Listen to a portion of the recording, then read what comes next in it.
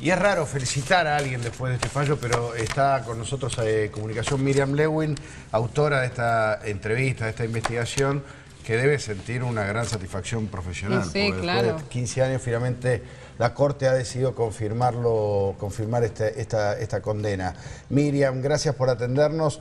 Contanos que, para empezar, ese momento con Gracie, lo juro por Dios, ¿vos ya sabías que mentía? Sí, yo estaba absolutamente segura de que mentía porque nosotros pusimos al aire alrededor de 13, pero hicimos más de 50 entrevistas de... Ay, ¿se cortó la comunicación? Sí. Sí, se cortó. Bueno, además de la investigación, después Miriam y muchos de sus colegas recibieron mucha presión, porque esto que decíamos, acá es muy importante señalar que Gracie era el cura de poder. Sí. Era el tipo que confesaba a empresarios, que les hacía favores a los políticos, era el cura del poder, tenía muchísimo poder en la Argentina, poder en los medios. Era muy bravo meterse con el cura Gracie y bueno, y esto ha llevado, por eso ha costado tanto llegar a esta condena 15 años más tarde, ¿no? Totalmente, y bueno, y la gente de Morón de alguna manera lo sabía.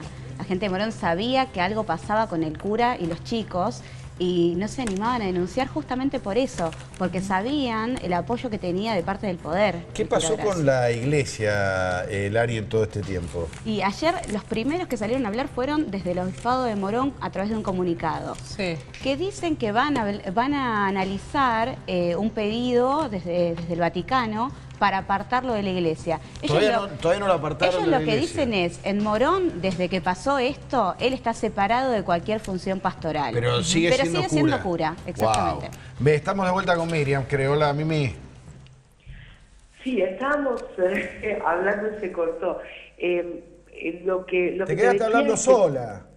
Todo el mundo, sí. Todo el mundo que había pasado por la fundación en distintas funciones, incluso en distintos momentos, relataba la misma práctica del cura.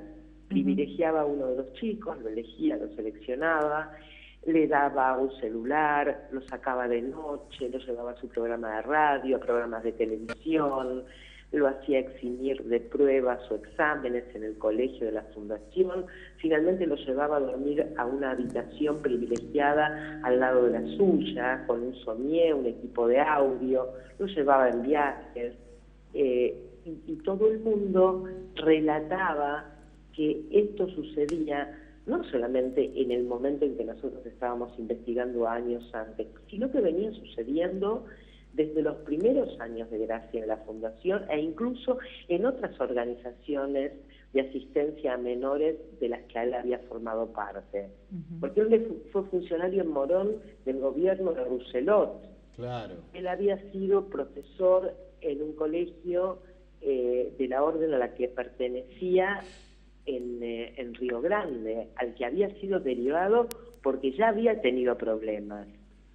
Miriam, ¿y por qué tenía tanto poder Gracie? Porque recién recordábamos la increíble defensa que tuvo de parte de tanta gente, la persecución que hubo contra los testigos. Carísimos. Jorge Sandro, Luis Moreno Campo, Julio Virgolini, todos abogados de primera línea y no baratos. Claro. Y sabemos ahora que la familia Chabrán y que Santiago Soldati pagaron esas defensas. Ah, mirá vos. Los Chabrán y los Soldati. Nosotros, la verdad es que estábamos sorprendidos porque nunca en la historia de Telenoche Investiga, ni cuando confrontamos a la policía bonaerense, ni cuando confrontamos a otro tipo de organizaciones delictivas, la respuesta fue tan violenta. Y cuando digo violenta, soy literal. Porque ayer, por ejemplo, vino a Telenoche la panadera de la fundación, una de las primeras testigos de cargo, que dijo que le pusieron una pistola en la cabeza a Gabriel, una de las víctimas, le quisieron cortar un dedo. Entraron a su departamento en pleno centro, un departamento del que estaba refugiado, un departamento prestado, y lo amenazaron con cortarle un dedo, lo amenazaron con tirarle una zanja, en un descampado le pusieron también una pistola en la cabeza. Realmente el nivel de violencia por un lado, y el nivel de poderío dentro de la justicia, la influencia de Graci, es todavía hoy sorprendente.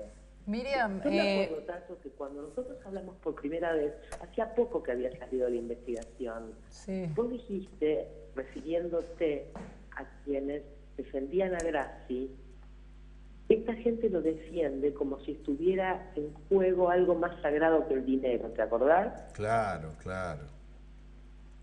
Miriam, en lo personal, recién Tato te decía qué sentiste vos cuando Graci en su momento te dijo eso. Yo te pregunto, cuando escuchaste ayer, cuando supiste lo que decía la Corte respecto de esto y confirmaba la sentencia, no sé si tuviste la posibilidad de hablar posteriormente con Gabriel o con alguno de los que en su momento fueron tan importantes para tu investigación.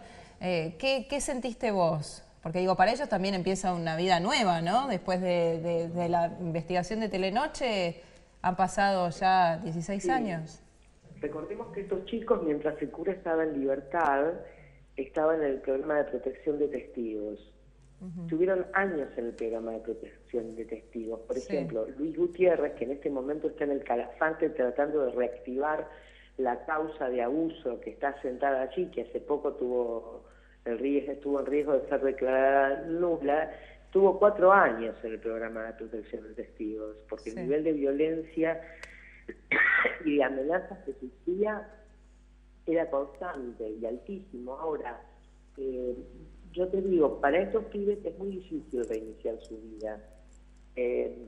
Gabriel me decía ayer, mi vida, esto es bueno para mí, pero mi vida no es un jardín de rosas.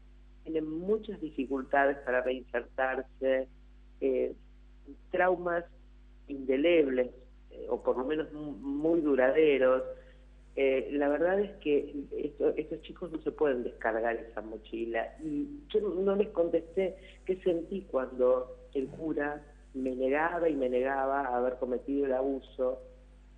Sabías que te mentía. Decía que los culpables de abuso sexual tenían que ser aislados y tenían que caer sobre ellos todo el peso de la justicia. Sentí una gran impotencia,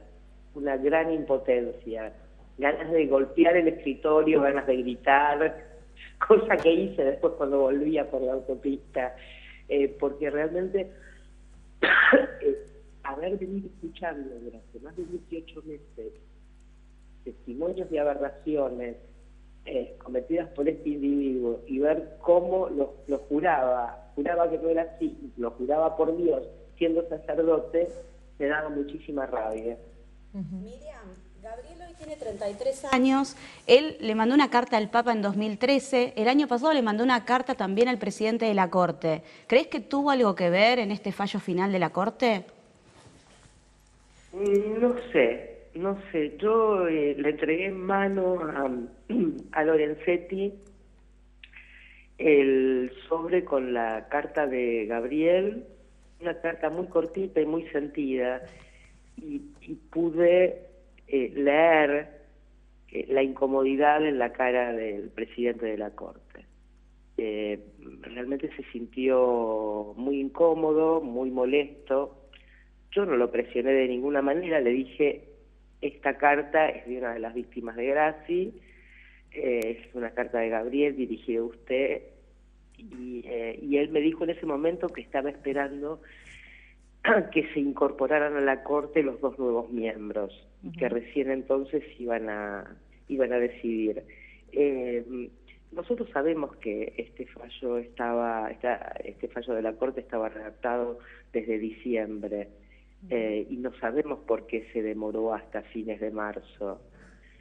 La verdad es que llama muchísimo la atención la actitud del Vaticano, que recién ahora, después de que las sentencias fueron confirmadas en muchas instancias, o sea, aquí hay un juez que lo procesa, un tribunal oral que lo condena, una cámara que confirma, una corte que confirma, o sea, ¿cuánto tiempo tienen que esperar para separarlo de la Iglesia? ¿Cuánto tiempo tienen que esperar por lo menos para iniciar un juicio canónico? Cuando en otras ocasiones se denunciaba al sacerdote e inmediatamente se lo apartaba. O sea, vuelvo a la pregunta inicial que hizo Tato. Sí. ¿Cuál es el poder de Grassi? Sí. ¿Qué es lo que toda esta gente le debe? ¿O qué sabe Grassi de toda esta gente para que tengan tantas precauciones y lo traten con guante de seda permanentemente, cuando es evidente, era evidente que era culpable desde el inicio del proceso? Sí, lo que más llama la atención es eso, y además me parece que hay un valor simbólico alrededor de Grassi, porque recordemos que de todas las formas de abuso de menores es casi la peor, porque él era el representante de Dios y tenía a estos chicos a su cuidado, ¿no es cierto? Sí, es así, pero vos fíjate que hay otros sacerdotes que si bien intentaron ser protegidos en un primer momento. Tomé el caso, por ejemplo, de Napoleón Sasso, una investigación que hicimos en Punto Doc. Napoleón Sasso había sido protegido en San Juan, sí, donde había cometido abuso sexual, y había sido enviado a una quinta, a esta quinta de descanso y de tratamiento para pedófilos que tenía, y no sé si no tiene todavía la iglesia, pero que se llamaba Domus Mariae. Y después se lo derivó a un comedor infantil en Villa Astolfi, donde volvió a abusar. Sí. Este cura, si bien fue protegido por el obispo Rey, Monseñor Rey de Zárate Campana, dándole un coche para que se escapara al Paraguay con su secretario, finalmente, cuando fue detenido Napoleón Sasso, fue directamente a la cárcel. No fue a una quinta como la Blanquita frente a la fundación con pileta de natación y cancha de tenis. No, fue a la cárcel donde todavía está. Eso es lo que llama la atención. ¿Por qué con Grassi todos estos privilegios, todas estas consideraciones? Sí, el Vaticano por lo menos debería actuar rápido en lo que no hizo hasta ahora, ¿no? Claro, pero en otros casos sí. Por ejemplo, el caso del cura José Mercado. Sí. En 2011 se lo condenó. Y el que descubrió ahora Miriam en el norte, ¿no? En Salta, exactamente. Sí. Evidentemente por algo con Grassi no. Y tiene muchos secretos, ¿qué va a hacer? Miriam, la querella va a decir que, digamos, considera que fueron 2 años cumplidos nada más de la condena hasta ahora, mientras que la defensa dice se cumplieron 2/3 de la condena desde que está detenido en Campana. Vamos a intentar conseguir la libertad condicional. ¿Vos crees que eso puede llegar a ser posible? Mira, mi temor siempre fue que se considerara que Grassi venía cumpliendo la condena desde que fue detenido por primera vez por la jueza de instrucción. Sí. Porque cuando la jueza, después de 29 días de detención,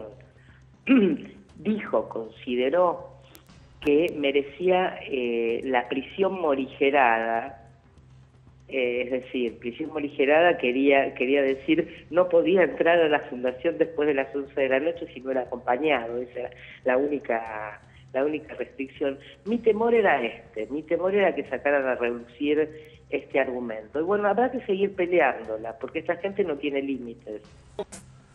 Gracias, Miriam, por la comunicación y de vuelta felicitaciones por el laburo, Gracias, hasta luego. Hasta luego. Bueno, ahí está Miriam Lemus, qué bárbaro. Se debe traer muchos secretos.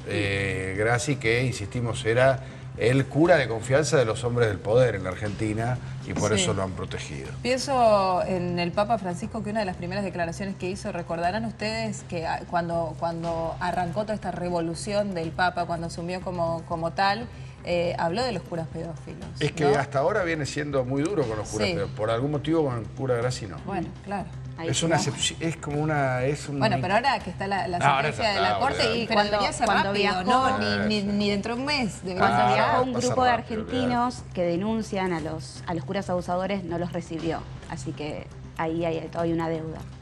Bueno, gracias, Lari. No, por favor. Seguimos con tus temas en cualquier momento y si no te buscan, ¿dónde? Otrocrimen.com. En otrocrimen.com, ¿Cómo está esa página? Otrocrimen.com.